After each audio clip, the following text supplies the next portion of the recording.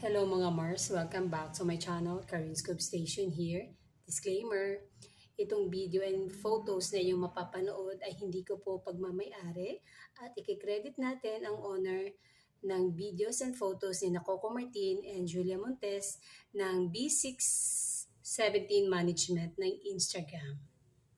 Dito, mapapanood niyo una ang video na naglalakad si Coco Martin and Julia Montes while holding hands na nasa Cathedral of Santa Maria del Fiore, Florence, Italy. Ang ganda ng Italy.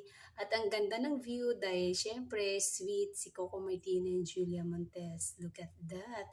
And then the next photo ay parang napaka-happy nila tignan dito.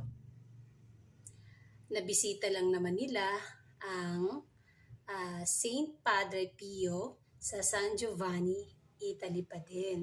Isa sa mga wish ng Coco Jewel na mapuntahan ang Saint na mabisita si Padre Pio. Kaya dream come true sa kanilang dalawa ito.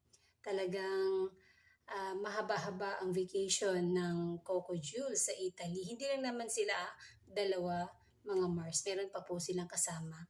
Kasama nila, Coco Martin ang manager niya na si B-Boy Barboleta. B-Boy Barboleta. At may mga artista pa po silang kasama ng mga kaibigan nila. Parang grupo po ang pag-vacation nila dyan sa Italy. And I'm sure na ang mga Coco Jewel fans ay sobrang happy dahil lahat ng photo or videos na na-share sa Instagram at isinare ko rin dito ay napaka-sweet talaga nilang dalawa. Holding hands po talaga, walang bitawan. Napakagandang tanawin at napakagandang update ito para sa mga Coco Jewel fans. And that's it. Thank you for watching this video. Please like, comment, and subscribe for more scoop. Thank you for watching. Bye!